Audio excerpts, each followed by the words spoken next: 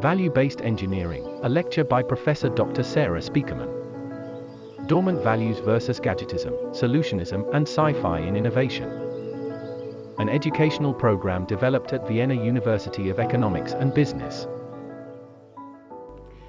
Welcome to my lecture on the role of values in innovation and the difference between real value innovations and pure will innovations.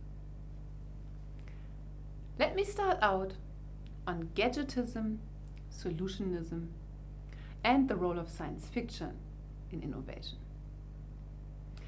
Ever since the 13th century, when the Latin verb innovare was first used by the monk Albertus Magnus, innovation has had a positive connotation.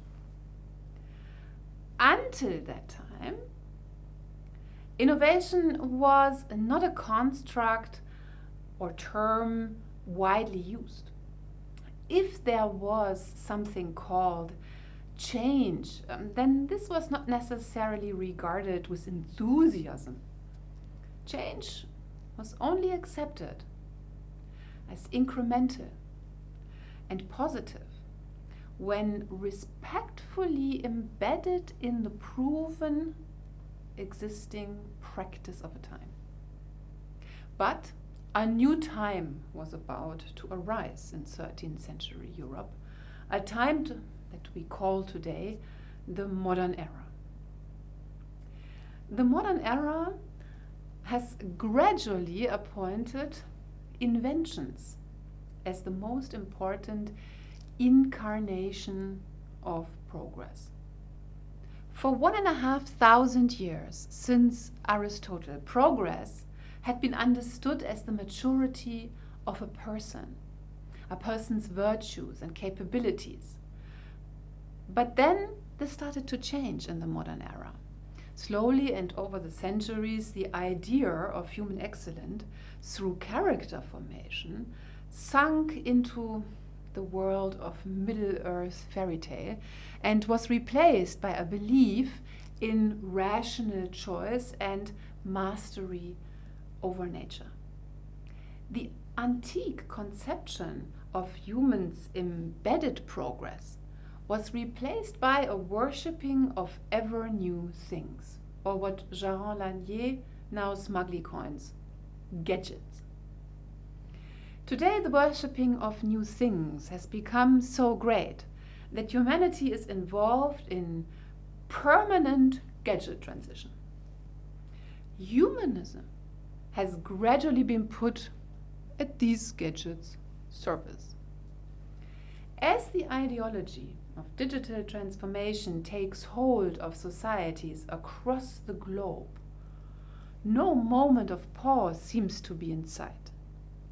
Tech players herald their inventions to an extent that only a few courageous individuals dare to doubt that the digital mind children might not always bring the positive progress they promise, but might be ethically problematic, superfluous, and riding even on market failure. Take the idea of AI technology, especially general AI. Many people believe that this technology will soon be with us. They imagine to confront a humanoid as depicted in Terminator or the film Ex Machina, and they are deeply convinced that such robots will come, will change the industry, if not the world. Some countries, like Saudi Arabia, have given citizenship even to these machines, and politicians are led to discuss person rights for them. The will rhetoric of technological determinism and the belief in its truth has become so strong that a critical mind must wonder sometimes whether the future will really be as predicted, or whether it is just the exceptional personal will of a few very visionary figures who so deeply believe that it is that it is in the human power to predict and determine the future. This lecture puts a bit of realism to the will rhetoric. It shows even the most extraordinary will is coupled with the most abundant market money supply is in reality limited by external constraints. External constraints not only coming from real technical limitations inherent in the physics of the digital and in the available processing power, but also contextual, economic, and cultural context factors, which strongly determine whether a new invention can turn actually into what we call an innovation. That is, an invention seeing productive exploitation and use by people in a market.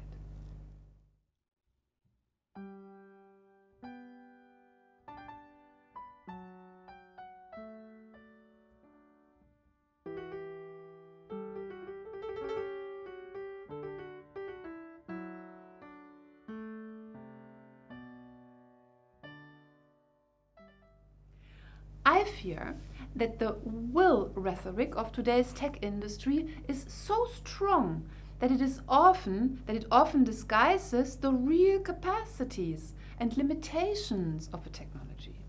The will rhetoric can mislead investors and corporations, as well as customers, politicians, educational institutions, and even art. A specific kind of ex machina science fiction is instead sold to all sectors of society that caters, in the end, to IT industry's profit, rather than to the social progress of nations. Against this background, I discern hereafter pure will innovation from real value innovation. I define pure will innovations as products and services springing largely from a disembodied human fantasy that is in the line with the cultural narratives of its time. Today, this narrative is heavily dominated by science fiction.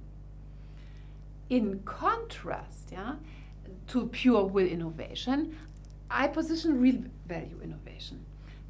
These spring from the dormant value potential truly inherent in the material world. Values like ecological sustainability, beauty, community, and care. Real value innovations become effective at a point in time when society is actually ready to absorb them. An example is the now rising and more honest care for our natural environment. Innovations which cater to this reality are called real, because in contrast to the pure will innovations, they are a response to the world. A response to the world we are living in here and now. I will argue hereafter that pure will innovations is often pressed into the market more than it is actually demanded. It is leading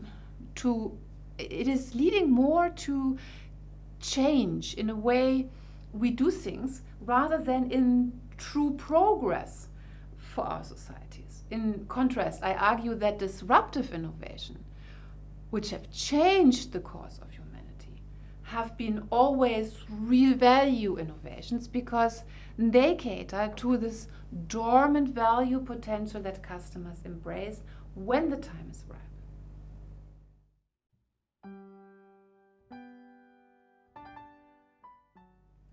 Let me speak a little bit more about what I mean by saying pure will innovations. Science fiction stories have been inspiring for humanity ever since the second half of the 19th century. Jules Verne and H.G. Wells wrote about aircraft and high-speed underground travel and space colonization and satellite TV and more. Anticipating this flurry of technologies we are acquainted with today. Since the 1950s, Gene Roddenberry, the creator of Star Trek, or Isaac Asimov, the author of The Robot Tales, or William Gibson, the inventor of the metaverse, have had a huge influence on the evolution of digital technology. They are the mental forming fathers of mobile communication, robots, and cyberspace. Science fiction as a form of art leaves deep traces in our technical culture. Dreams enrich us, of course, mentally as well as physically. However, when dark dreams, like the one in general AI, or the metaverse, or immortality, or cyborg being, or space colonization, as well as robot and drone fleets, suck away billions in capital investment, then the question should arise whether the wealth of a few is well spent and still in the service of nations. Science fiction narratives do not only remain in the realm of art, but provide the intellectual soil for our function-focused understanding of progress. After all, it seems largely through the embracing of the sci-fi narrative that it makes sense to cherish so many technical capabilities that the real world actually does not need. At least not right now. Of course, technical capabilities are not directly marketed through science fiction.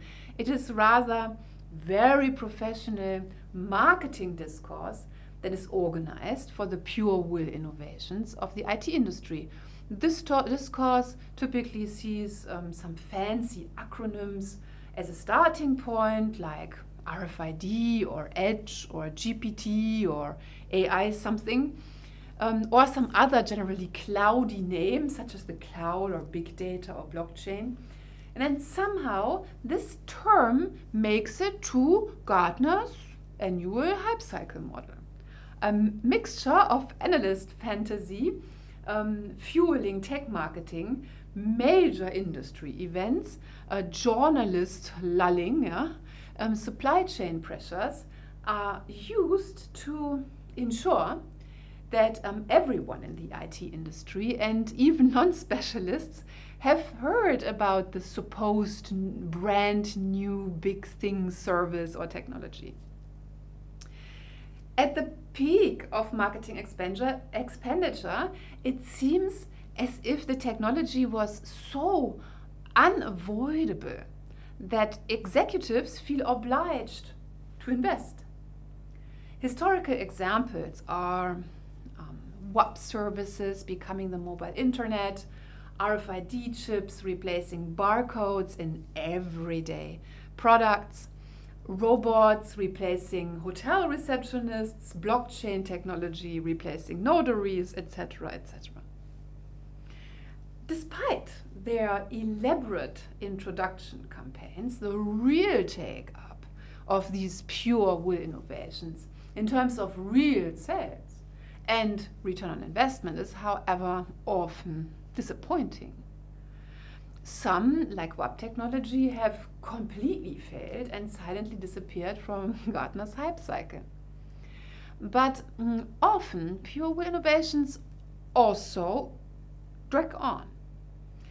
They stick around because they have seen so much financial and human investment put into them that it is simply hard to dispose of them.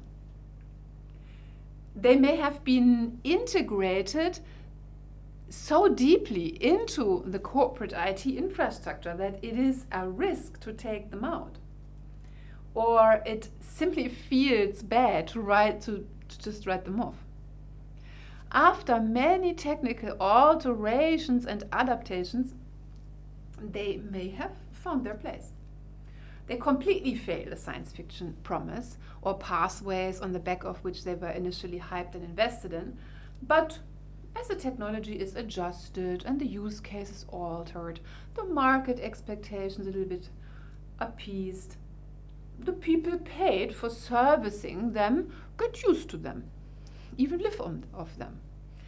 It is not that thereby they created human or corporate progress. In truth, they often only created change at relatively high sunk cost. My critical account of pure will innovations does not mean that science fiction or additional technology capability is in any way bad. High ambitions like flying to the moon, Mars, are scientifically inspiring. They often surpass themselves.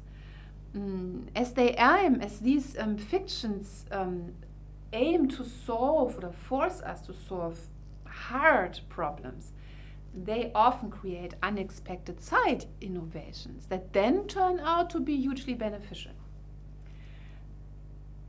In order to leave Earth, for example, the space industry had to develop high heat resistant materials that are now used in car engines.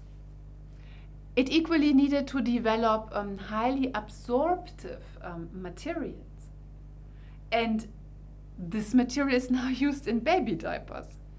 As a space travel has also rediscovered the value that was henceforth neglected in inventions and patents. One story like this is the Teflon coating that is now very valuable in every kitchen. As the examples show that the real benefit probably of pure will innovations might be found in these secondary inventions that are needed to realize them. In other words, the urge to fulfill a dream creates an inner need among innovators and innovative minds to solve a problem that then leads to something I call real value innovations.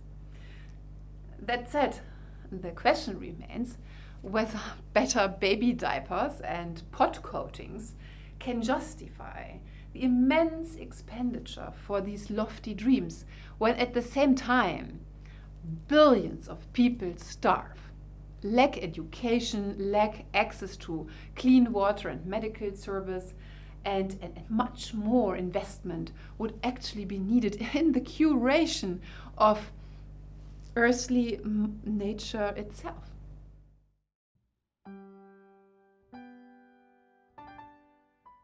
Let me now talk a little bit about the real value innovation that I oppose to the pure will innovation.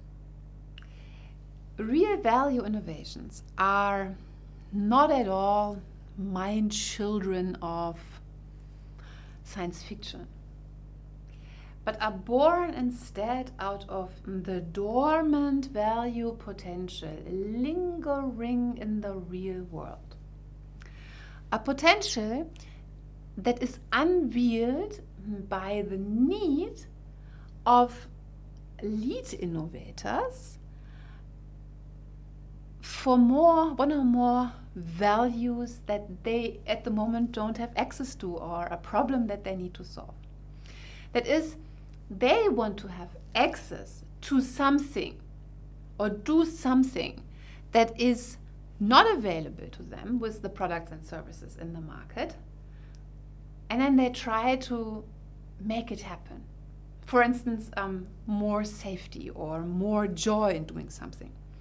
Real innovations are often coming into the world in one of two ways. Either they respond to a pressing social need, like the need for vaccines in the face of corona, or they are springing from the individual need of lead users who are drawn to unveil this dormant value they recognize as unfulfilled. Let me give an example.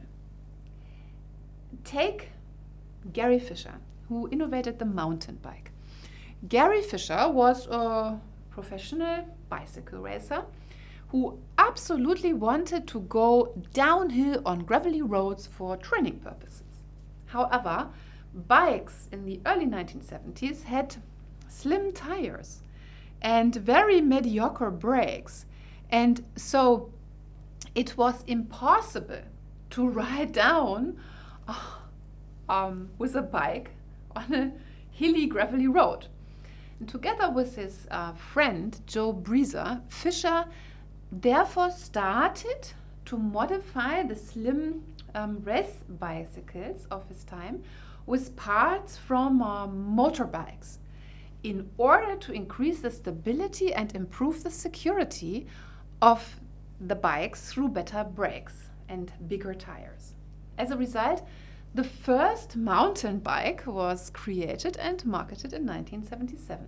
In this way, Fisher got access to higher cycling security, better bike robustness, and increased physical joy when riding roads than what he could priorly do. The mountain bike example seems, of course, quite boring when compared to Star Trek or Ex Machina.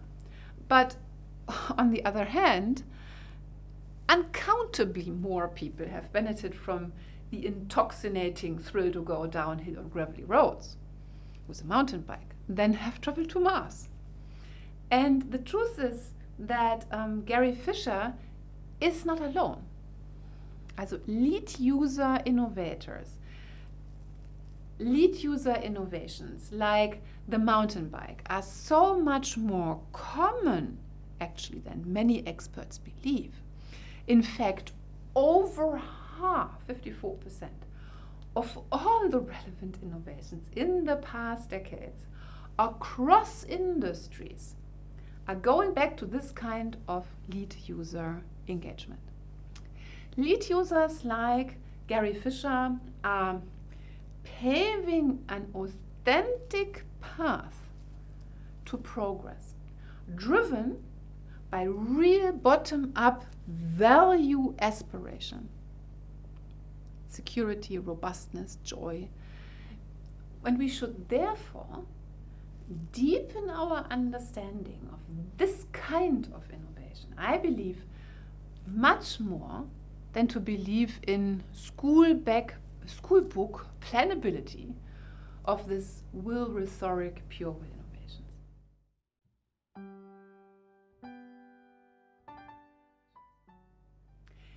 Let me therefore expand a little bit on this school book innovation management theory and oppose it to real value innovation.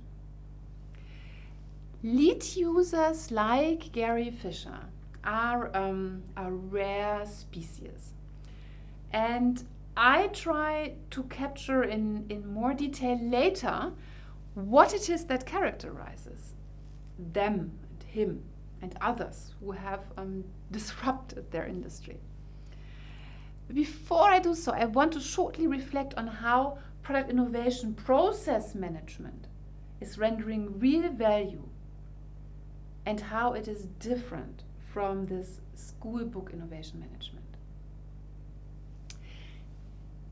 In a classical technology innovation process, as it is taught in most business schools today, a company typically starts with something tangible. It might start with a prototype or a patent that comes out of R&D. It might seek to leverage some external IP. It produces the technology. It looks for technology that it acquired. But in all these cases, there is a visible technology in the world. And this technology is used by the managers of an organization to manage and to market. The motivation for this activity is, at least in most cases, to create shareholder value, or in simple terms, to make money. So managers can pursue various strategies to make a technology attractive. In mid-20th century, it would have been enough to simply push a new invention into the market, but marketers quickly learned that market pull is also important, which requires innovation managers to conduct market research. And in the past 20 plus years, market involvement in a product coming about has also considerably matured. So in fact, when a new technological capability becomes available, an innovating company tries to develop it together with customers from the start. And an example is the hugely successful design thinking practice. Design thinking organizes this coupling of technology and market by what is called an ideation phase. An ideation implies that innovation managers empathize with the direct stakeholders of the envisioned product and try to understand their needs. And after this ideation, applied R&D and system engineering is used to construct the technology and improve it in line with these collected market expectations. And prototypes, also called first viable products, resulting from this effort are built and then further refined in cooperation with the users, prototyping, iterative development. For instance, a machine learning algorithm might be trained for a specific user need, or an interface might be adjusted, or a capability added, or all of this at the same time. And finally, the technology is then launched, and then A/B testing is done in real time to continuously improve the product in an iterative way. Note, though, that the true starting point, or the source of such an innovation process, is often an already existing technology coming out of R&D and the IP business. Or the source may be a strategic market, or customer or technology portfolio analysis, all of which co-determine the motivation of today's cooperation to want to invest in a specific technology. Hence, it is not a genuine need of a person like Gary Fisher, who is at the origin of the innovation project, but it is a strategic consideration to secure revenue and to defend potentially a market position.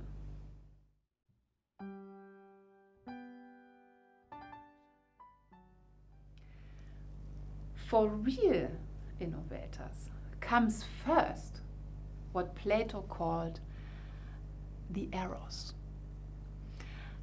The eros that is not yet tangible and that is far remote from monetary incentives. A deep desire for a potential value yet invisible. Invisible like the thrill to go safely and wildly downhill on gravelly roads with a bike. This is what drives the innovation activity of lead users. The eros, with this idea to go down, leads to an intensely creative phase where the first prototype is built, taking any technology components around as a starting point to master the job. And the early prototype is enthusiastically demonstrated and shown to a small community of friendly individuals who are generous enough to overlook the many bugs. And grudgingly but wisely, the lead user sets out to perfect his or her prototype. And the result can then be a first viable product. And following this, word of mouth, especially in today's social media, can make investors then jump on the new bandwagon and fetch the product to market it more widely. And then potentially following this traditional innovation process, which I just outlined earlier. Great minds in the field of corporate innovation grasp, of course, this importance of real value innovation, of eros and of non-monetary engagement with this thing in its own right. But it is not easy to reproduce such a genuine creativity in a corporate environment. An attempt some organizations pursue is to engage in what is called open user innovation processes. Here, the errors of enthusiastic customers and their creativity is harvested systematically for product evolution. An example for this practice is the Lego challenge. Lego regularly invites customers to participate in contests where kids and their families can propose their own early prototypes. A community of other users and corporate Lego jury then gives feedback on how to perfect this prototype. If a prototype gets significant community support, then Lego builds the proposed new toy and markets it. Presuming that Lego challenge participants don't primarily engage for the sake of being marketed later and making money, the company Lego seems to have successfully integrated a real value innovation flow. Note one caveat though. User innovation in this form can only be used by corporations for product evolution, or what is called incremental and sustaining innovation.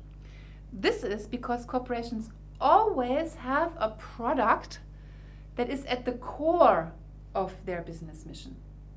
And so the innovation flow they engage in creates additional value for something tangible that already exists. And this is where they harvest their little lead users participating in something like this contest. In contrast, I will show that disruptive innovations, in Clayton Christensen's sense, often create completely new value for something that does not exist yet. And herein lies the challenge for incumbent companies. They need to realize, they need to be prepared for disruptions from something yet invisible that alters the markets in which they operate. And potentially they want to invest in and not underestimate those players that have the potential to disrupt them. But it is hard to be aware of them.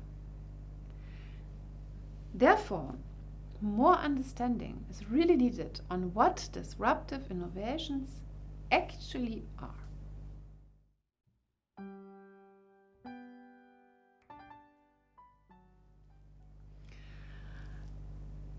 Let me talk a little bit about, therefore, disruptive innovation. In 2015, Clayton Christensen wrote an article on what is disruptive innovation, also following his earlier books on the matter. And here Christensen laments that people tend to call all kinds of new successful business these days disruptive. Uber is given as an example in this article, is falsely called by the term, or any startup that just offers services digitally. However, many of these innovations are, as Christensen insists, just sustaining and not disruptive. they make services or things just a little bit better or different, yeah? Like the Lego innovators. Or they simply provide them digitally. Disruptive innovations, in contrast, are only given when a number of criteria are met, which I want to discuss here in the light of real value creation.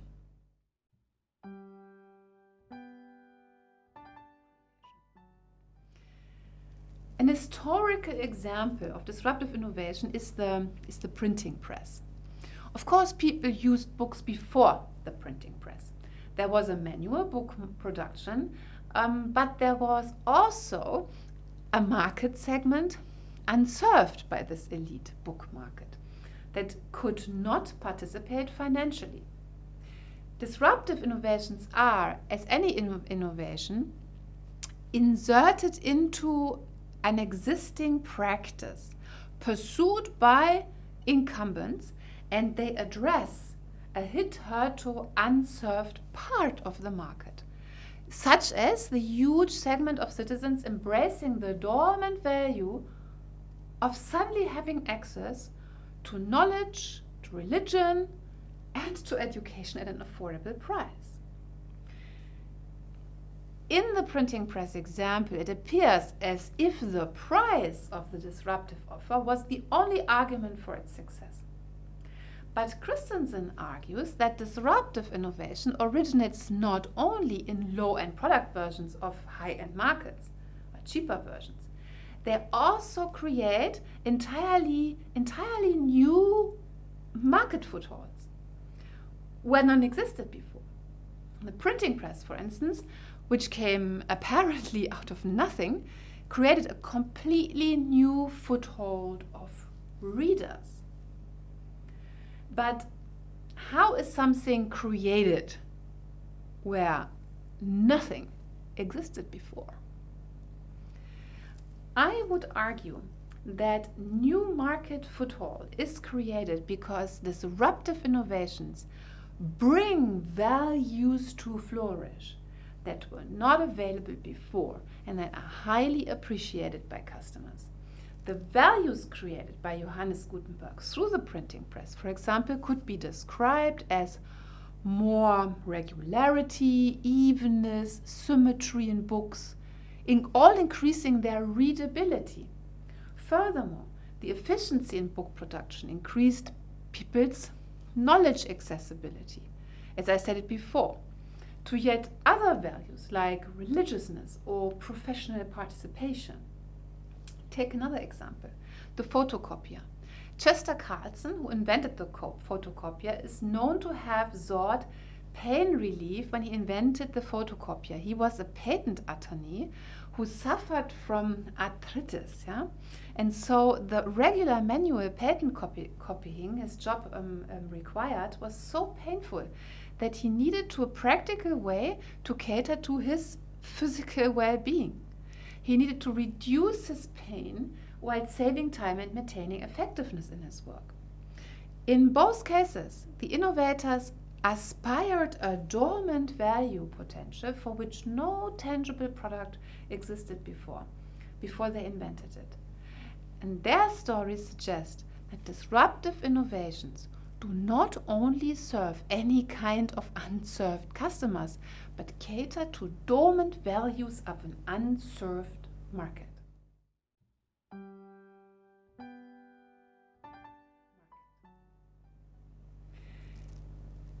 An intriguing finding Christensen reports on is that disruptive innovations are often underestimated by incumbents. They do not expect the degree of appreciation the disruptive competitor meets amongst the unserved. Christensen argues that the main reason for this phenomenon is that incumbents have optimized their processes to serve this high-end niche, and they are not willing to change, especially since they deem their offer to be of higher quality. Yet I would argue that there is another reason for their underestimation of the competitor. That is they have no rational reason to anticipate the forceful value potential inherent in the disruptive offer. Except for Gary Fisher, no one saw a need for more safety, reliability, and fun when biking. Except for Chester Carlson, no one suffered of arthritis inducing the need for less manual copying of scriptures. People who are remote from a problem space are not in the position to perceive a dormant value potential of a non-existing product for a non-existing market. How should they?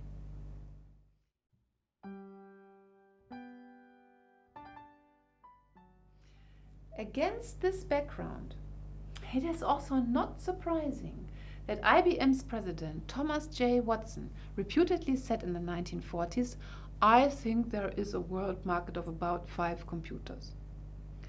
Watson was just rational. But rationality is not the kind of intelligence required to anticipate or perceive value potentials, such as orderliness, professionalism, commercial flexibility, or rapidness inherent in computers. Watson did not see the dormant values because they effectively did not exist at the time. They were invisible. And rationality operates only on what is visible.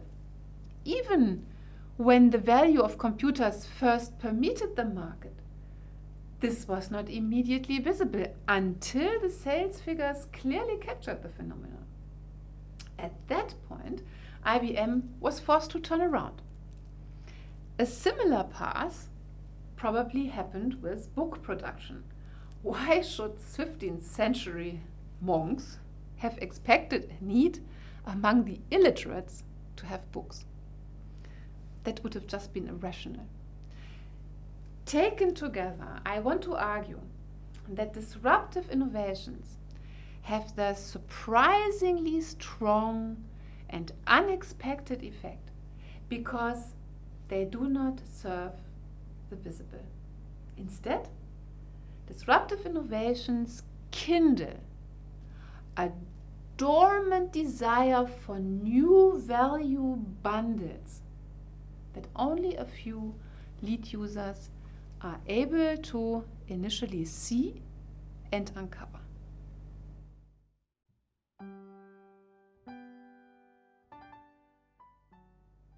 Obviously, understanding the invisible value potential is important. And therefore, it's also important to understand the difference between that value potential and what is called needs in innovation management. By emphasizing the role of values in innovation, I diverge from a popular term usually used in the innovation literature and in practice, which is the term user needs.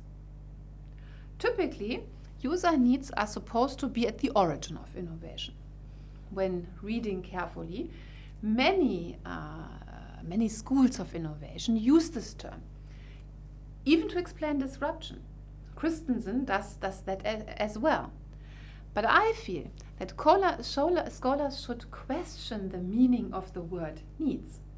Strictly speaking, needs only exist if a person experiences a lack of something. Citizens in the 15th century did, however, not feel a lack of books, because very few people could even read. Nor did I perceive a lack of the World Wide Web when I went to school. I also had no need for a smartphone until I first saw one. All these disruptive technologies have in common that they do not respond to a felt need. Instead, they appeal to dormant value potential. A dormant value potential that is not materialized until the innovation comes into the world. And at that point, that is when the innovation already happened, then people may develop a need for it.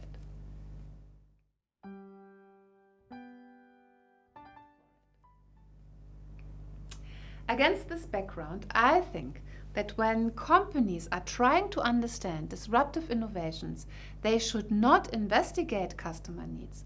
Disruption does not come from people lacking something, or what design thinkers sometimes call pain points. What the eye doesn't see, the heart doesn't grieve over. That's an old saying. Instead, innovators should rather investigate the dormant stream of potentially unserved human and social values yet unattained that might motivate people to demand a product or service and ask themselves whether this value potential is strong enough to create a new market foothold able to succeed in existing practice. That said, where needs are important is when trying to understand lead users. Lead users like Gary Fisher, Johannes Gutenberg or Chester Carlson, who are so important for our society's progress as well as the economy, seem to suddenly have felt this overwhelming need for that which did not exist yet. For them, indeed, it was a need that led them to create. A need springing from their own history and milieu and resonating with an invisible value potential ready to be uncovered from the material world, and similar actually to how artists uncover the sculpture that is in the stone. What companies might therefore do is to nourish lead users.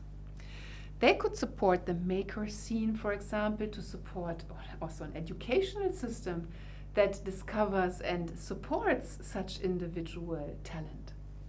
To do so, however, it is worthwhile to investigate who lead users are and what is actually happening in their act of creation.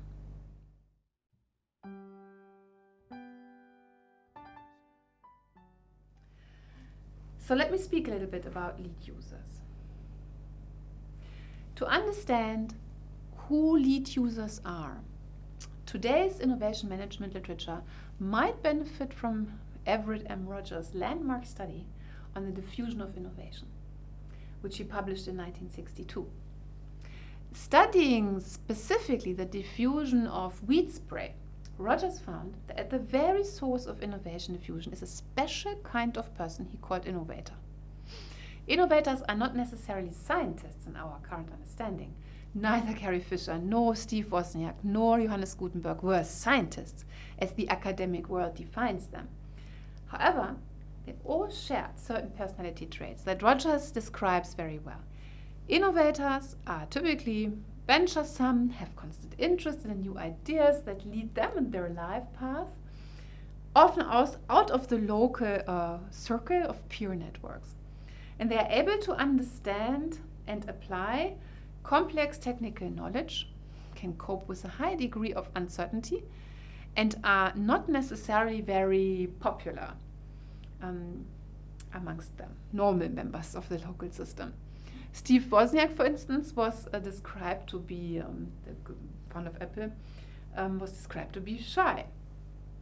What lead users seem to share is a reliable judgment of the value qualities of the things they work with. Johannes Gutenberg, for instance, was a goldsmith who understood the value qualities of the material he later used for the printing press. Steve Wozniak was an engineer and hacker from youth onwards, which gave him a routine in arranging components on a motherboard and writing software to integrate them, intuitively knowing what qualities need to be in place that make a digital circuit work and what doesn't make it work. Lead users operate in what value phenomenologist Max Scheler has called a milieu. Milieu is the material resonance space, effectively experienced in practice by a person when interacting with a material. working on his printing press, Gutenberg understood the value qualities of tin and lead, for instance, materials to which he had learned to be attuned during his apprenticeship. His implicit knowledge of these material qualities allowed him to intuit what's possible and what isn't given in the material dispositions yet, just inherent as a potential. Schiller writes, the human milieu is that part of the entire ambient perceptible situation that is possibly effective on a person. Yeah? So an apprenticeship is effective on a person. It helps to define the milieu of someone.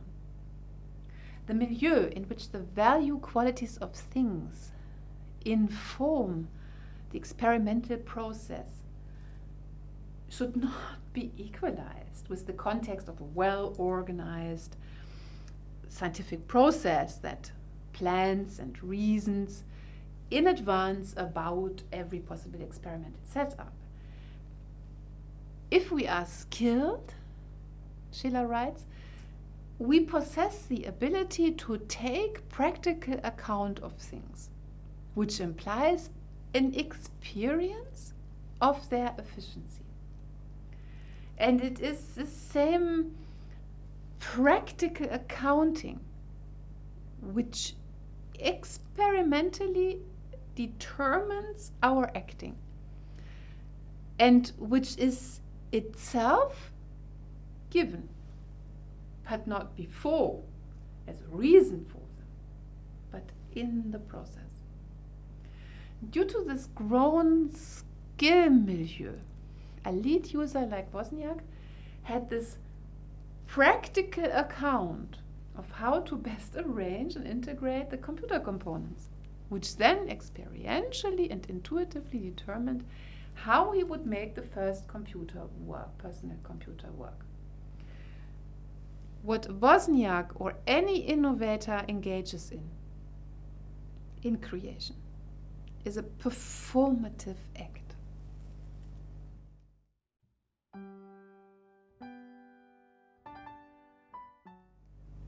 So let me talk a little bit about embedding performative acts in corporate innovation. The performative act of creation comes as a gift to the skilled lead users. And it is of a different nature than the extremely detailed, well laid out, documented, reasoned and explained or proven causal processes that many people believe R&D runs through. Performative acts of creation are not controllable, measurable, manageable, reasonable or predictable by means of innovation management. And for this very reason, disruptive innovation can also not be enforced or brought to the world by pure will. They cannot be commanded.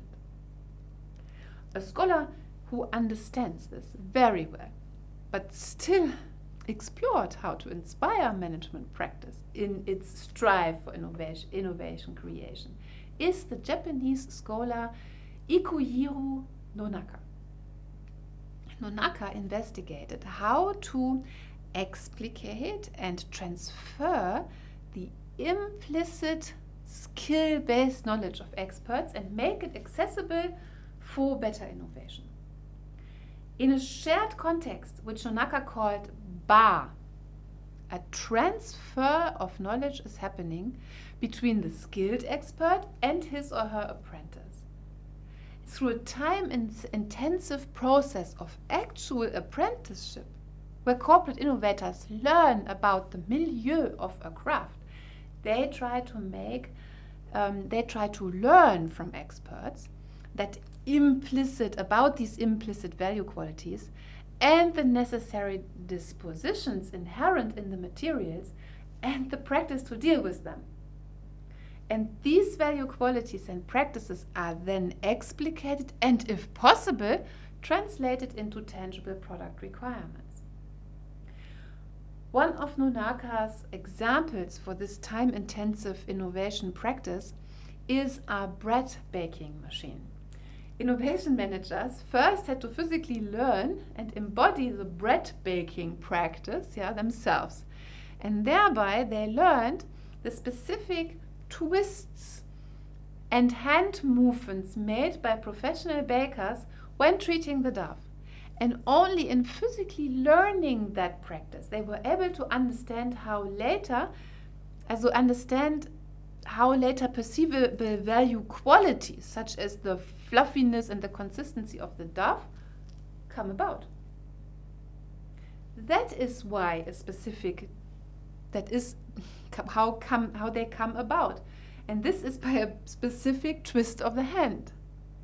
And it is this twist that then enabled them to construct a functioning bread baking machine. They explicated the practice and spelled out what I will call value qualities, which then inform the functional requirements of the new machine.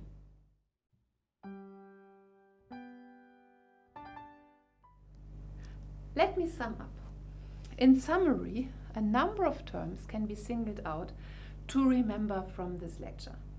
That is that the real value innovators or lead users live and work in a specific personal milieu, which allows them to resonate with the potential value qualities dormant in the material they work with.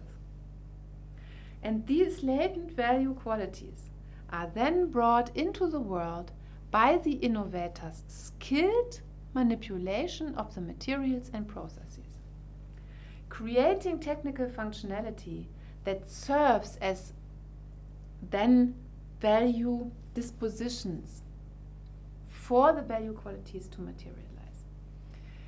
He or she, the innovator, gives the object a form that he or she already and is the only one to see.